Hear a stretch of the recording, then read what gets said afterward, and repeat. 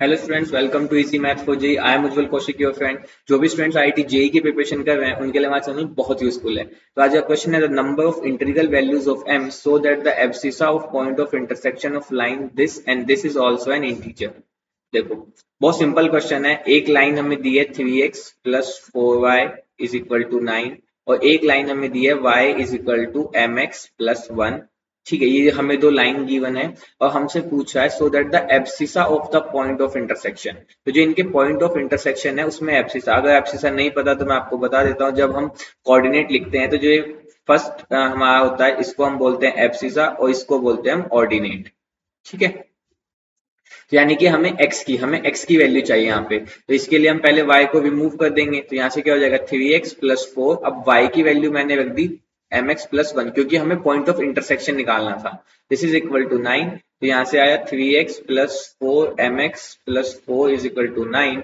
अब यहाँ से हमें x की वैल्यू चाहिए तो हमने x कॉमन ले लिया, तो ये आया 3 प्लस 4m।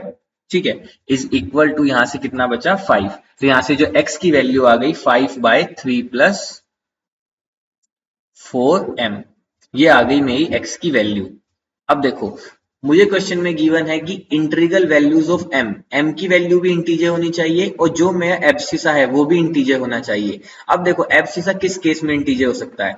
अगर मेरा 3 plus 4m is equal to 0 हो जाए तो नॉट डिफाइन हो जाएगा, तो पॉसिबल ही नहीं है। इक्वल टू 1 हो तो ये 5 आ जाएगा, तो हाँ, यानी कि 3 प्लस 4m जो है वो इक्वल टू 1 हो सकता है। अगर मैं इक्वल टू 2 लेता हूं तो 5/2 2.5 नहीं होगा। Equal to 3 again fraction value, equal to 4 again fraction value, equal to 5 1 आ जाएगा, तो वो भी फिर से क्या आ जाएगा इंटीजर। यानी कि 3 प्लस 4m क्या हो सकता है 5 हो सकता है। अब 5 से बड़ा आप कोई भी नंबर लोगे 6 तो वो हमेशा 0 पॉइंट समथिंग आएगा, तो वो इंटीजर नहीं होगा।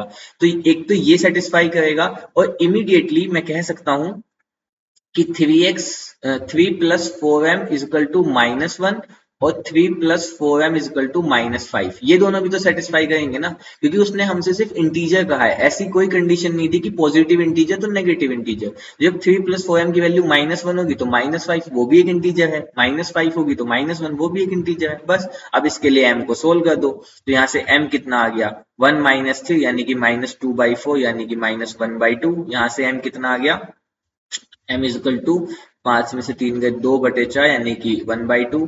यहाँ से m कितना आ गया, यहाँ से आ गया माइनस का 1 है ना, क्योंकि माइनस का 4/4, और यहाँ से कितना आ गया माइनस का 2।